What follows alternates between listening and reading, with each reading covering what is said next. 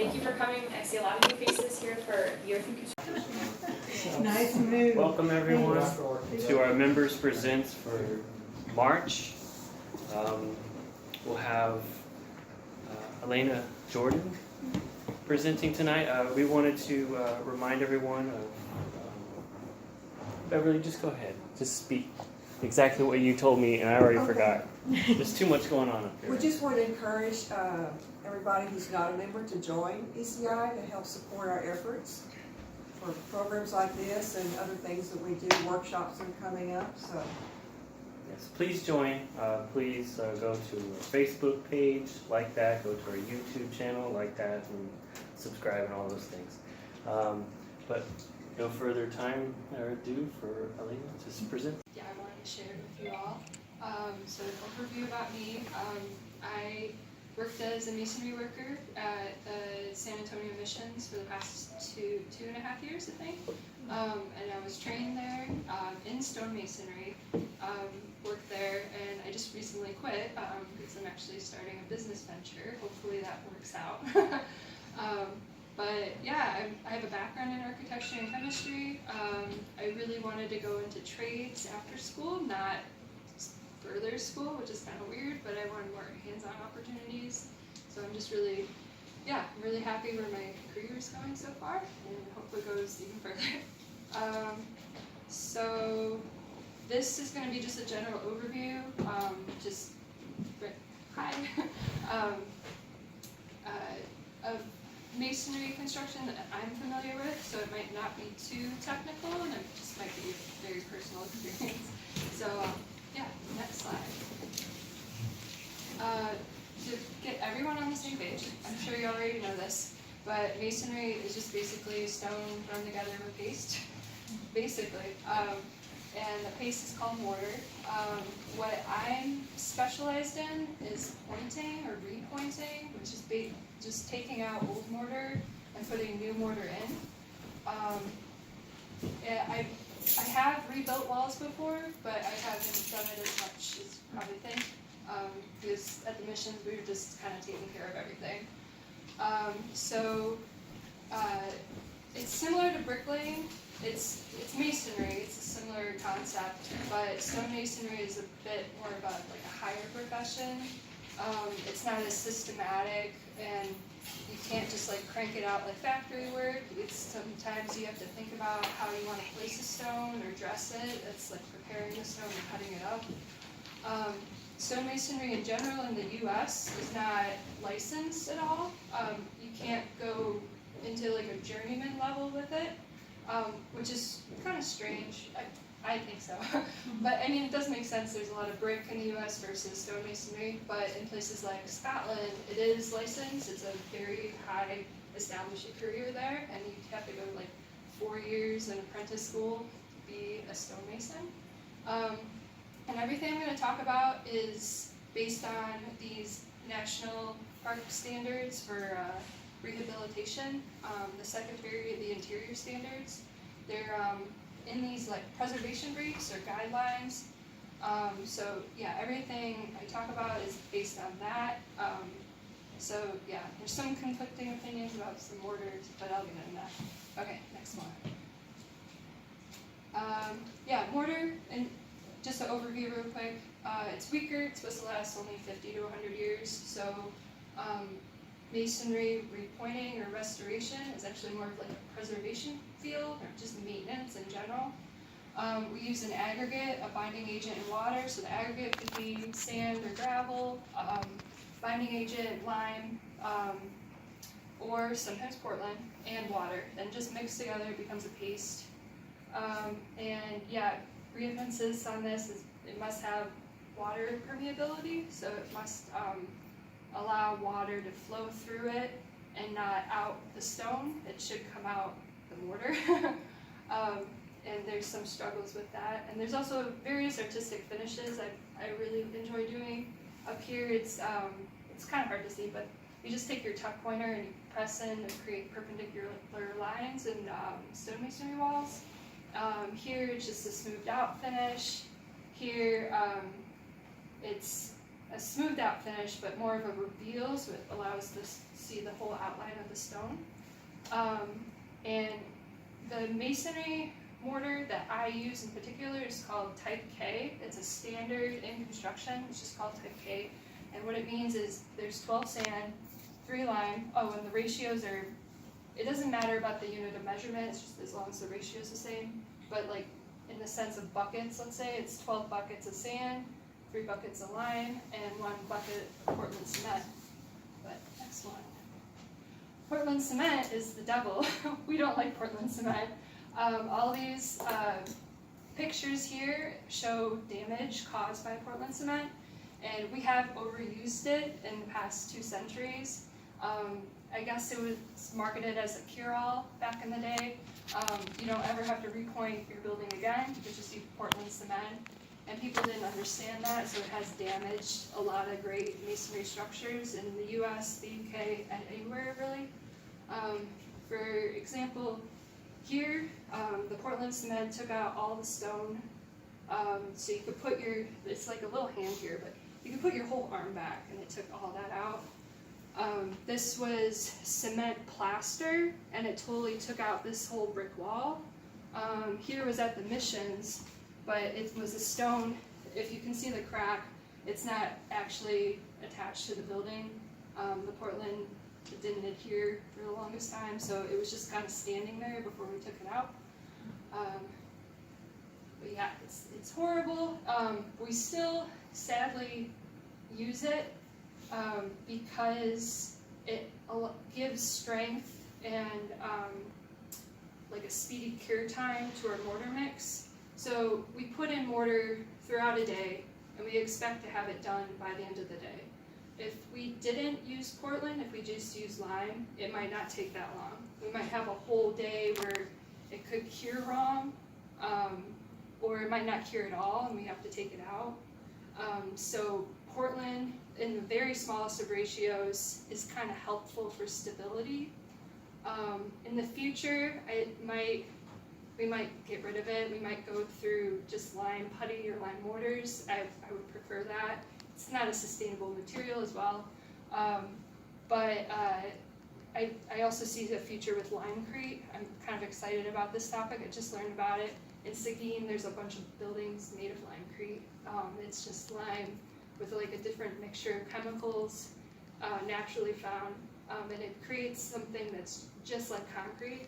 So maybe that would take off in the future. I don't know. That'd be kind of great. But yeah, so it's like there's a bad side of things and there's a good side of things for why we use it. But in general, it's kind of bad. Okay, next slide.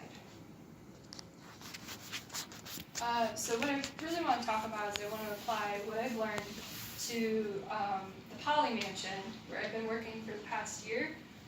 They have a ton of masonry there. It's all stone masonry. And I went there with a couple friends last February 2019, yeah. And the stewards there are great, love them. They're really nice and flexible with us. But they gave us a great tour. It's in Lavernia, Texas, so it's about 45 minutes away. In the mid-1800s it was built, and it's most famous for having Robert E. Lee sign his last letter there before he left Texas, but that's like kind of debated whether it actually happened. Anyway, the Polys, you can go next slide. The Polys in general were like kind of a lavish family. And they ended up having like 12 children, I think, and there were really notable people in the area, so they built this large mansion because of that. But here's like some places inside of it I really enjoy. There's tie-ins everywhere, which keep like brick walls together. He signed his last letter there. I don't think it's true. And then they use it as a wedding venue right now because rustic is like really in, and so they're getting all the profits from that. So yeah, they have wedding photos everywhere here. They have cypress all throughout the house. All the wooden features are cypress. Next slide. And everything's great. This is all, I love this information. History is wonderful. But the only takeaways I took before I took on this masonry restoration project were the information that they have from documentation over the years, especially this statement about lime, that it was burnt from mussel shells gathered at the bed of Cibolo Creek, and Cibolo Creek is like half a mile away. And I realized when I had to do this endeavor that I might have problems trying to figure out if I need to use natural materials or not, or if I should do like a complete rehab and just use modern materials. So that was in question. Next slide. So when I initially took it, they wanted me to work on their fireplaces. The masonry walls were done, but the fireplaces were in shambles. There's 7 in total, and 1 is missing, but 1 just kind of looks like that. It's the same thing. But they're all different cases. Some are worse than others. The one I first started on was this big cooking house fireplace where you could fit like 3 people inside of it.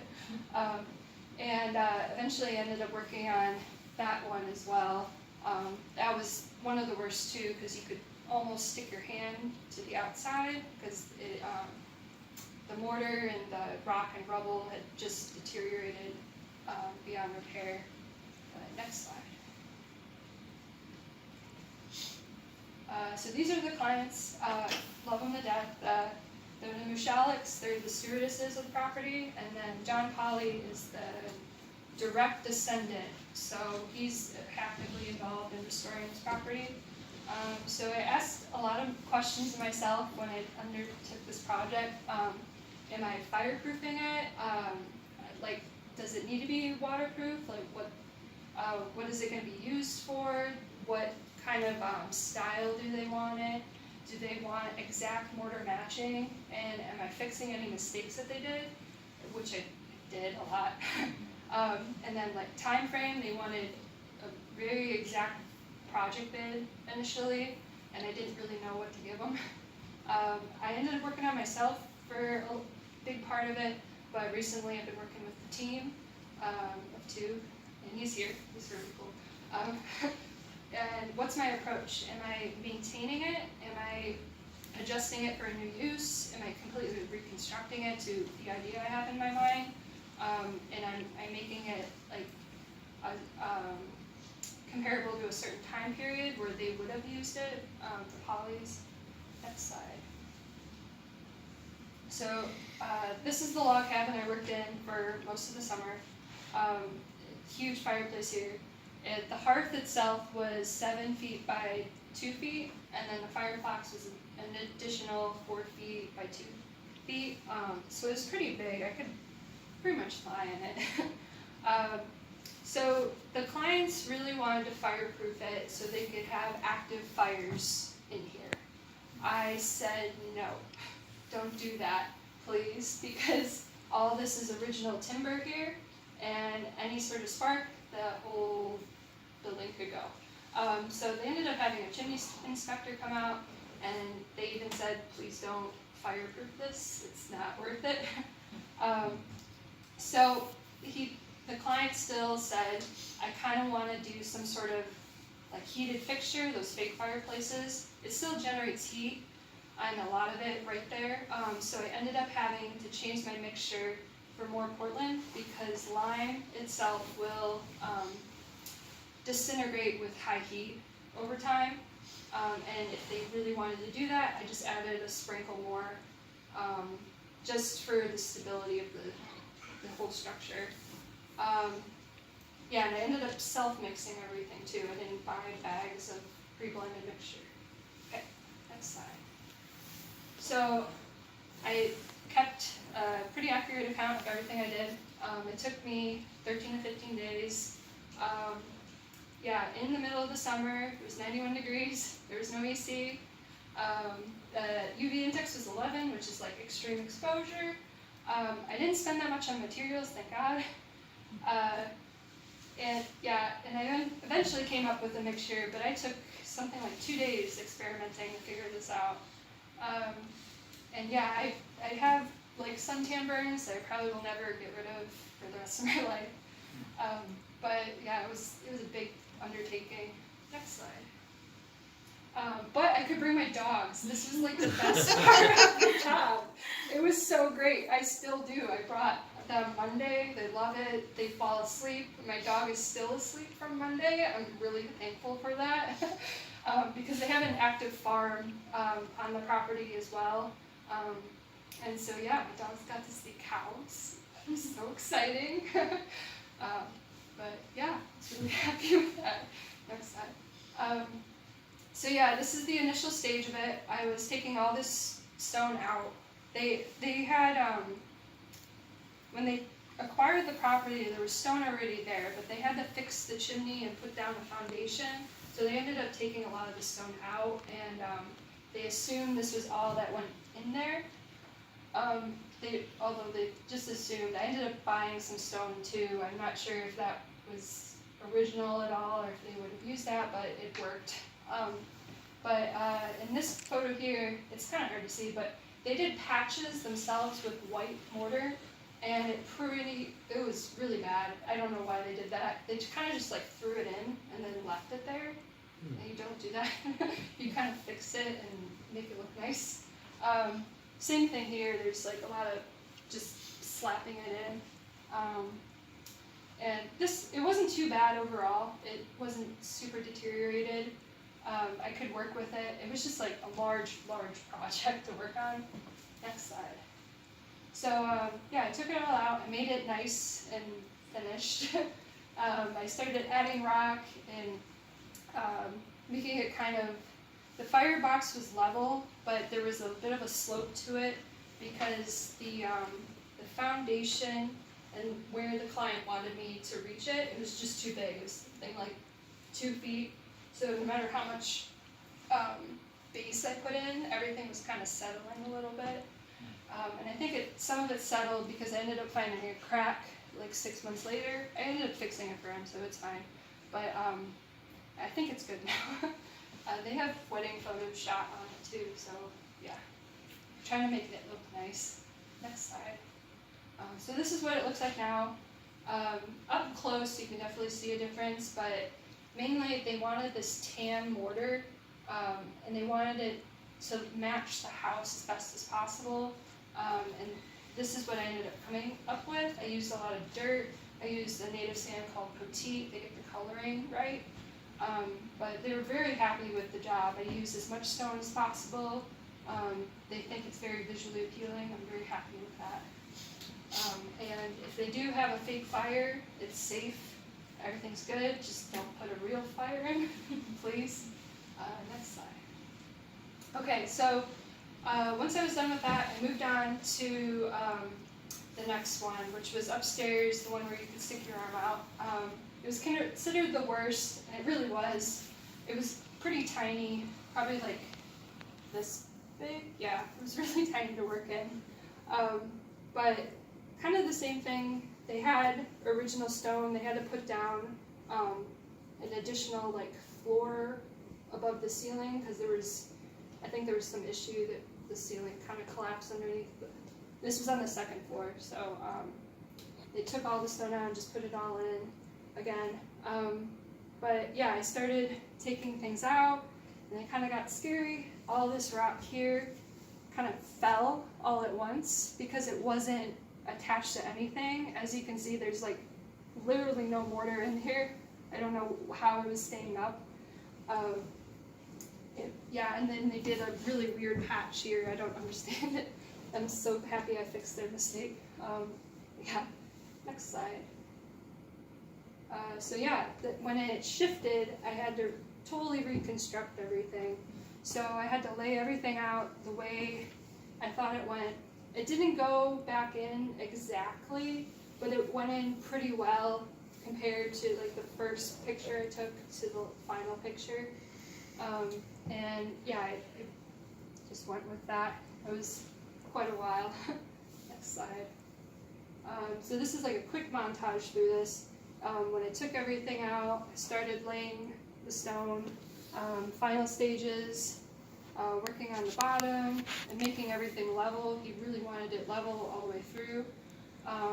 Finishing up both here and here, slide. And then this was the final product. So it was the similar mortar to the log cabin fireplace. And it was very visually appealing. He loved it. He ended up putting a trim there, and I wish he didn't put a trim because I really like the exposed stone around it. But it ended up working out. He loves it. I didn't brick many stones. Everything kind of fit in again. I was really happy with it. Next slide. So currently, right now, I'm working on a cistern project. And they wanted us to go in the cistern, but we decided, no, there's so many safety precautions with that. We'll just do the outside of it. And it was pretty bad. Apparently, we found photos that it's been looking this way since the 60s. I don't know how it was still standing. It was pretty bad. There's cracks everywhere. But yeah, they wanted it, they eventually planned to start activating this pump again, so they're probably expecting people to climb all over it. So again, I had to kind of adjust the border mix I'm familiar with using, just to have people walk on top of it, and if they accidentally kick something, it's not going to loosen it or fly in someone's face or something. Next slide. Yeah, so we got down and dirty with it. It's been going on for about a month. We're pretty much almost done. But yeah, we put in T-posts, making sure everything's level. We took it all out. We put this flagstone top on it. The clients decided they wanted a top that was pretty visually appealing. And we decided on this Oklahoma tan flagstone that we really enjoy. And we fixed all the cracks and huge holes. And I think it's pretty set. Next slide. So yeah, this is where we're at right now. We just finished kind of the flagstone top, and we're thinking about moving on to the other fireplaces soon. And yeah, the clients love it and hire us. Yeah.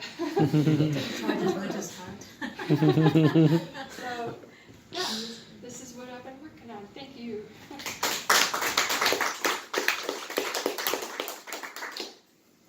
Yes, question.